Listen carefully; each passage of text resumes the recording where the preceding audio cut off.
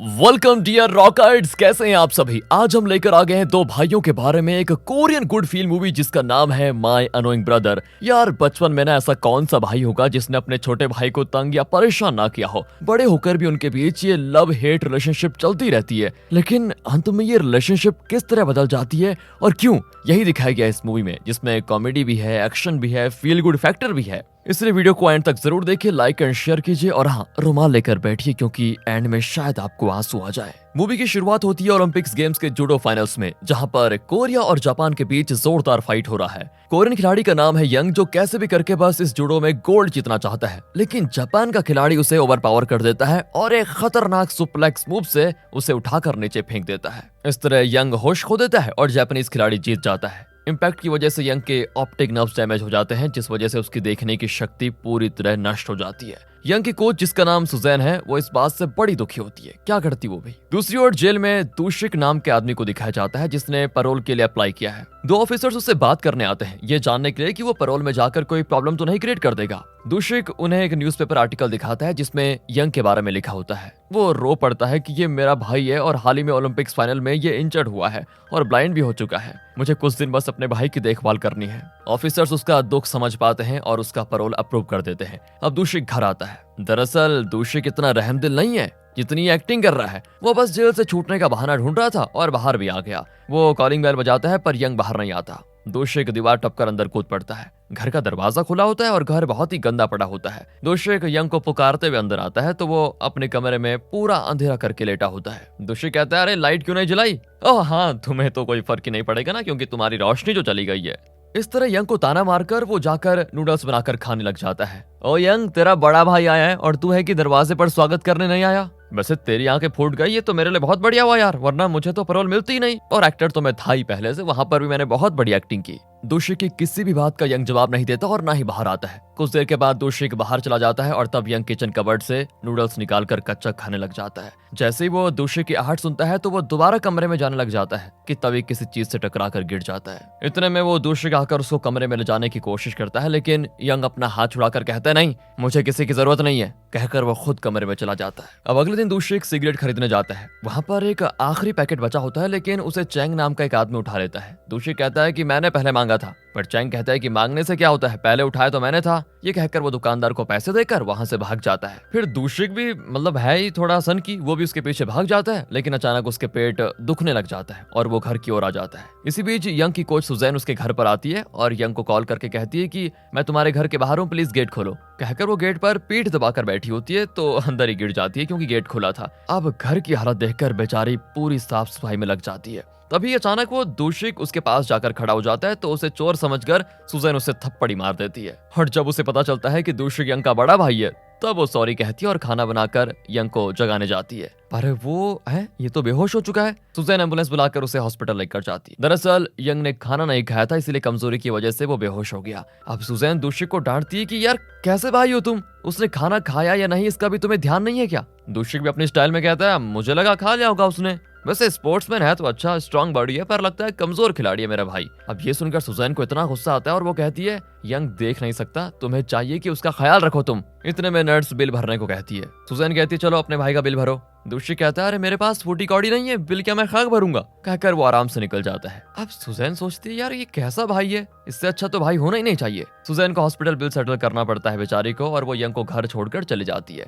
लेकिन ये दूशिक ये फिर यंग को डांटता है कि खाना तो मैं बना देता हूँ, तुझे खाने में प्रॉब्लम है क्या कोई, चुपचाप खा ले वरना फिर बेहोश हो जाएगा। इतना ही नहीं दोस्तों, ये टेस्ट भी करना चाहता है कि यंग सच में अंधा हो गया या फिर एक्टिंग कर रहा है। वो यंग को पंच करना चाहता है, लेकिन यंग तो अपनी आंखें नहीं मींचता। तब जाकर उसे यकीन होता है। अब उसकी बातों से तंग आकर यंग बिना खाए बेचारा जाने लग जाता है। लेकिन ये दूशिक उसको अंधा कहकर वहां से निकलने वाला होता है कि तभी उसको सेंस करके यंग उसे उठाकर धड़ करके पटक देता है। अब दूशिक के पेट में बहुत दर्द होने लग जाता है। वो पूछता है कि अबे मुझे पटका क्यों? यंग भी गुस्से में कह देता है कि आइंदा से तमीज से बात करो, समझे? कहकर यंग जाने लग जाता है तो इस बार दूशिक उसके पैर खींच लेता है और यंग बेचारा फिर गिर पड़ता है। अब दूशिक उस दुकान पर जाकर कोक खरीदता है। उसे बिलिंग काउंटर पर रखकर कोई और चीज लेने जाता है कि तभी चैंग आकर उसका कोक उठा ले जाता है। अब दूशिक गुस्से में फिर उसे चेस करता है, लेकिन इस बार भी वो ज्यादा दूर भाग नहीं पाता और चैंग बच निकलता है। इस बार भी घर आकर वो फिर अपने भाई को खाना खिलाने लग जाता है। पर यंग पूछता है कि तुम इतनी ओवर एक्टिंग कर क्यों रहे हो? दूषिक एकदम इमोशनल होकर कहता है कि हमारे स्वर्गवासी पेरेंट्स के मेमोरियल को कहीं और शिफ्ट किया जा रहा है, उसके लिए कई फॉर्म्स भरने होते हैं जिन पर हम दोनों को साइन करना होगा। मुझे तो बस उनकी आत्मा की शांति चाहिए मेरे भाई, लेकिन तू है कि मुझ पर ही शक करने लगा। अब इस पर यंग उस पर विश्वास करके उसके दिए हुए फॉर्म्स पर साइन भी कर देता है। दरअसल ये घर इन दोनों के नाम है। इसे गिरवी रखकर दूषिक ने बैंक से पैसे लेने का प्लान बनाया है दोस्तों, और उसी फॉर्म पर उसने चालाकी से यंग का साइन ले लिया है। अब जैसे पैसे मिलते हैं, दूषिक एक बड़ी कार खरीदता है और बड़े बड़े क्लब्स में जाकर ऐश करने लग जाता है। यहाँ सुजैन यंग को समझाती है कि अरे कब तक अंधेरे में दिन गुजारोगे, नॉर्मल ओलंपिक्स ना सही, पैरा ओलंपिक्स में तो तुम अपना टैलेंट दिखा सकते हो। वहाँ तुम्हारी तरह ब्लाइंड जूडो फाइटर्स के साथ तुम आराम से फाइट कर सकते हो। यंग गुस्से में उठकर कमरे की ओर जाता है, लेकिन सीढ़ी से टकराकर बेचारा फिर गिर जाता है। वो कहता है कि मैं ठीक से चल भी नहीं पा रहा हूँ और आप हैं कि मुझे लड़ने के लिए कह रही है। दरअसल दोस्तों यंग पूरी तरह से अपना सेल्फ कॉन्फिडेंस खो चुका है। रात को दूषिक क्लब की एक लड़की को लेकर घर आता है और उससे कहता है कि आवाज मत करो, अंदर एक पागल कुत्ता रहता है। देख रहे हैं दोस्तों इसे। अब जैसे वो लड़की को घर के अंदर लेकर आता है तो वहां पर यंग बैठा होता है। वो लड़की भी दूषिक से पूछती है, अच्छा क्या यही है वो पागल कुत्ता जिससे तुम डर रहे थे? गुस्से में यंग उस लड़की पर चिल्ला देता है और वो डर के मारे वहीं से भाग जाती है। अगले दिन दूषिक यंग से कहता है कि यार तेरी प्रॉब्लम क्या है, ना तो खुद मजे करता है ना मुझे करने देता है, तू देख नहीं सकता तो बैठा रहना अंधेरे में, लेकिन मुझे जिंदगी के मजे लुटने दे। यंग बेचारा चुपचाप फोन उठाकर पुलिस को कॉल करके कहता है कि मेरे भाई को पैरोल देकर आपने बहुत बड़ी गलती कर दी है, वो मेरी मदद करने के बजाय मुझे परेशान कर रहा है, इसकी पैरोल कैंसिल कर दीजिए। तभी दूषिक भाग कर आता है और फोन छीनकर कॉल कट कर देता है। यंग कहता है कि आइंदा मेरे पास भी मत आना, समझे। फिर सुजैन दूषिक से मिलती है और उसे बताती है कि तुम्हारा भाई बहुत टैलेंटेड है, अगर वो पैरा ओलंपिक्स में गया तो जरूर गोल्ड मेडल जीतेगा, फिर उसकी लाइफ सेटल हो जाएगी, तुम उसे समझाओ। लेकिन इस दूषिक को कोई फर्क नहीं पड़ता और कहता है कि अगर वो नहीं चाहता तो तुम क्यों पड़ी उसके पीछे, रहने दो उसको ऐसे अंधा। कहकर दूषिक घर आ जाता है जहां पुलिस ऑफिसर बैठे होते हैं जिन्हें यंग ने कॉल किया था। यंग भले ही दूषिक की हरकतों से चिढ़ता है, लेकिन फिर भी अपने भाई के खिलाफ इन्हें कुछ नहीं बताता। इतने में दूषिक उनके लिए जूस बनाकर लेकर आता है और कहता है कि मेरा भाई उस दुर्घटना के बाद बहुत डिप्रेस्ड रहता है, इसलिए उसने फोन पर ऐसा कह दिया। दूषिक ऐसी एक्टिंग करता है जैसे कि वो अपने भाई का बहुत ख्याल रखता हो। ऑफिसर कहती है कि तुम यंग को बाहर घुमाने ले जाया करो, वरना घर पर पड़ा पड़ा वो और डिप्रेस हो जाएगा।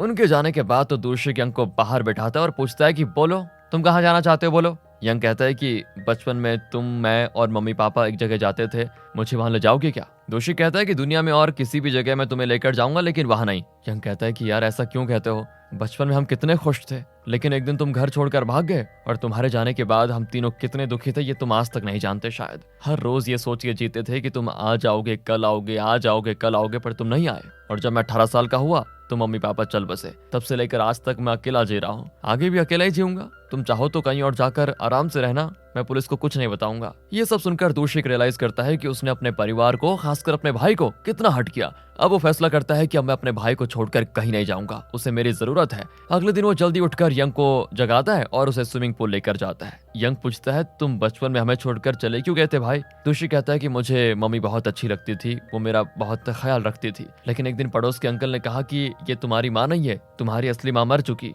पहले तो मुझे लगा वो झूठ बोल रहा था, लेकिन जब मुझे पता चला कि वही सच है तो मुझसे उस घर में रहा नहीं गया। अब यंग कहता है पर मम्मी ने तो कभी तुम्हें पराया समझा नहीं भाई, वो मुझसे ज्यादा तुम्हें प्यार करती थी। दूषिक भी कहता है कि हाँ ये सच तो है, लेकिन सच का पता चलने के बाद मुझे कुछ और नहीं सूझा और मैं घर से भाग गया, और उसके बाद वापस लौटने में भी मुझे बहुत डर लग रहा था, इसलिए मैं नहीं आया। इस तरह अपने दिल की सारी बातें दूषिक यंग को बता देता है। फिर वो यंग के लिए नया कोट लेने के लिए जाता है। वहां पर एक आदमी गलती से यंग को धक्का मारकर चला जाता है, जिसकी वजह से यंग फिर गिर जाता है, लेकिन वो आदमी मुड़कर भी नहीं देखता और ना ही सॉरी कहता है। दूषिक तो गुस्से में उस आदमी से भिड़ जाता है, लेकिन वो आदमी दूषिक को ही धक्का दे देता है। एक बार फिर दूषिक के पेट में बहुत दर्द होता है, उसे तुरंत हॉस्पिटल लेकर जाते हैं, उसके कुछ टेस्ट भी होते हैं। अब मामला संगीन हो जाता है और पुलिस उस आदमी से पूछती है कि तुमने इसे इतनी जोर से धक्का क्यों दिया, ये हॉस्पिटल में भर्ती होने लायक हो गया है, उसको देखो क्या कहता है। कहता है नहीं सर, मैंने तो हल्का सा धक्का दिया था, ये खामखा ड्रामा कर रहा है। और अब दूषिक अपना असली ड्रामा शुरू करता है और रोने लग जाता है कि सर इसमें इनकी कोई गलती नहीं है, मेरा भाई ब्लाइंड है और मैं उसकी देखभाल कर रहा हूँ, लेकिन लोग क्या जाने मेरे दर्द। इतना डायलॉग मारकर वो यंग के हाथ पर अपनी उंगलियां चलाकर इशारा करता है कि अबे इस सीन में तू रोएगा नहीं तो मुझ पर शक होगा पुलिस को। यंग भी इशारा समझकर बच्चे की तरह रोने लग जाता है। फिर क्या था, दोनों भाई एक दूसरे से चिपककर ऐसे रोते हैं जैसे जन्म जन्म से ये दोनों भाई एक दूसरे से प्यार करना चाह रहे थे, लेकिन प्यार हुआ नहीं। वो आदमी पुलिस को बहुत समझाता है कि सर बड़े भाई ने छोटे भाई को इशारा किया था, ये देखा नहीं क्या आपने, ये पक्का ड्रामा कर रहे हैं। लेकिन पुलिस नहीं मानती और उसे अरेस्ट करके लेकर जाती है। रात को दोनों घर के लिए निकलते हैं तो रास्ते में दूषिक पूछता है यार तूने मुझे कभी भैया कहकर नहीं बुलाया, एक बार बुला देना। यंग कहता है कि इस जन्म में तो मैं तुम्हें भैया कहूंगा नहीं, समझे? ओवर कॉन्फिडेंस अच्छा है तुम्हारा, लेकिन एक दिन तुम मुझे भैया जरूर बोलेगा और तब मैं देख लूंगा। सुजैन फिर यंग को पैरालंपिक्स के लिए मनवाने आती है, लेकिन वो नहीं मानता। दोषी कहता है कि तुम उसे फोर्स मत करो, जब उसका मन करेगा तो वो खुद तुम्हें बता देगा, पर हाँ आज मेरे हाथ का डिनर खाकर ही जाना तुम। ये कहकर वो मांस खरीदने उसी दुकान पर जाता है जहाँ इस बार भी चैंग आया होता है, लेकिन इस बार उसका हुलिया एकदम बदल चुका है। वो बताता है कि अब मैं चर्च का फादर हूँ। दोषी को उसका मजाक बहुत भा जाता है और इस बात पर दोनों की दोस्ती भी हो जाती है।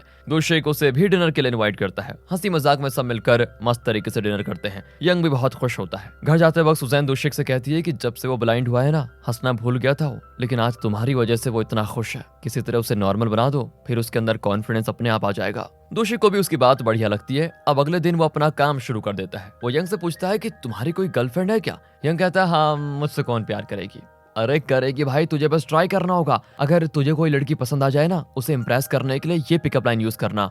वैसे तो मैं देख नहीं सकता, लेकिन मेरे दिल की आंखें बता रही है कि तुम्हारा दिल बड़ा खूबसूरत है, और जब वो इम्प्रेस हो जाएगी तो उसे अपने दिल की बात बता देना। अगर वो मान गई तो तेरी लाइफ सेट हो जाएगी बेटा। कहकर वो यंग का हेयर कट वगैरह करवा कर उसका हुलिया चेंज कर देता है। फिर उसे क्लब में लेकर जाता है। अब दूसरे एक ड्रिंक लेने के लिए जाता है तो यंग के पास एक औरत आती है और यंग से बात करने लगती है। उसकी सुरीली आवाज को सुनकर यंग दूसरे का बताया हुआ वही दिल की आंखों वाला डायलॉग मार देता है। वो औरत एकदम से इम्प्रेस हो जाती है और यंग के साथ फ्लर्ट करने लगती है, और ऐन वक्त पर दूसरे आकर यंग को बचा लेता है और उस औरत को वहां से दफा कर देता है। यंग कहता है कि अरे तुमने मेरी गर्लफ्रेंड को भगा क्यों दिया? अबे गर्लफ्रेंड नहीं, वो आंटी फ्रेंड है। हाँ, पर उसकी आवाज सुरीली थी। हे भगवान, इस नासमझ बच्चे का मैं क्या करूं? ये सोचकर दोषिक परेशान हो जाता है। तभी उसको हॉस्पिटल से कॉल आता है जहां दोषिक ने अपना टेस्ट करवाया था, क्योंकि उसके पेट दर्द हो रहा था ना, इसीलिए। Oh no. दोषिक अपनी रिपोर्ट लेने के लिए वहां जाता है, लेकिन डॉक्टर बताते हैं तुम्हें टर्मिनल कैंसर का फाइनल स्टेज है, ज्यादा से ज्यादा 3 महीने जिंदा रह पाओगे। कैंसर की वजह से दोषिक को अक्सर बहुत तेज पेट दर्द होता है। दोषिक टूट जाता है और कार को तेजी से चलाने लग जाता है। उसे लगता है कि मौत का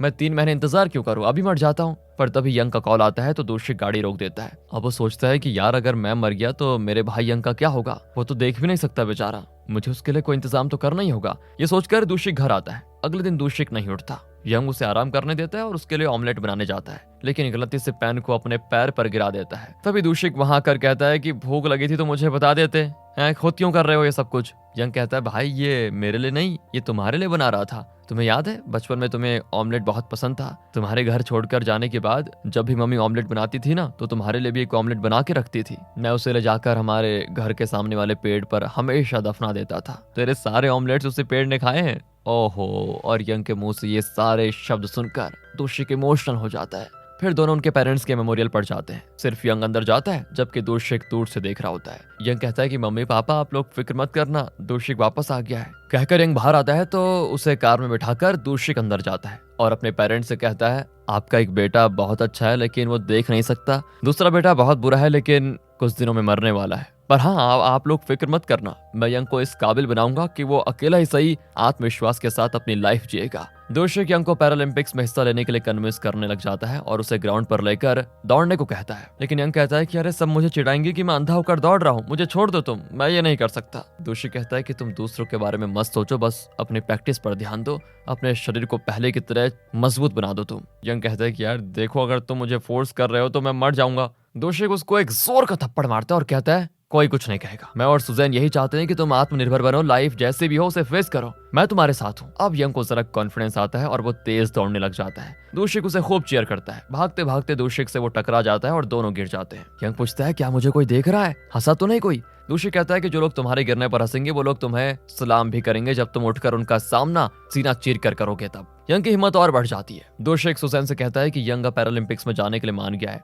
सुजैन बड़ी खुश हो जाती है और एक स्पेशल कोच का इंतजाम करने की बात करती है, लेकिन दोषिक कहता है कि वो सिर्फ मेरे और तुम्हारे साथ कंफर्टेबल होगा, कोई नया कोच आया तो वो घबरा जाएगा। वैसे मैं ज्यादा दिन तो जिंदा रहूंगा नहीं और मैं चाहता हूँ कि मेरे मरने से पहले मैं अपने भाई का पैरालंपिक्स में गोल्ड मेडल जितवा दूं। सुजैन जो नॉर्मल प्लेयर्स को ट्रेन करती थी वो अब पैरालंपिक्स प्लेयर को भी ट्रेन करने लग जाती है। यहाँ दोषिक पूरे घर में उन सारी जगहों को मॉडिफाई करता है जहाँ पर यंग अक्सर गिर जाता था। उसने फूड ऑर्डर किया था तो एक आदमी फूड डिलीवर करने आता है। अरे ये तो चैंग है। दोषिक पूछता है तुम तो फादर बन गए थे ना चर्च में, ये काम कब से शुरू किया? चैंग बेचारा फिर अपना रोना रोता है कि एक भी जगह मुझे परमानेंट जॉब नहीं मिल रही यार, हर जगह से मुंह की खानी पड़ रही है, और तो और अभी अभी कॉल आया कि फूड डिलीवरी की नौकरी भी हाथ से गई। ये सुनकर दोषिक खूब हंसने लग जाता है। अचानक दोषिक का पेट दर्द शुरू होता है और चैंग एम्बुलेंस को कॉल करता है। दोनों हॉस्पिटल से दूसरे का चेकअप करके लौट रहे होते हैं। कल ब्राजील के रियो सिटी में पैरालंपिक शुरू होने वाला है, तो यंग रियो जा रहा है। दूसरे उसकी पैकिंग करने लग जाता है। अगले दिन दूसरे यंग को ऐसे तैयार करता है जैसे यंग उसका भाई नहीं बल्कि बेटा है। यंग सारे राउंड्स में जीतकर फाइनल में पहुंच जाता है। वो दूसरे को कॉल करके बताता है तो दूसरे की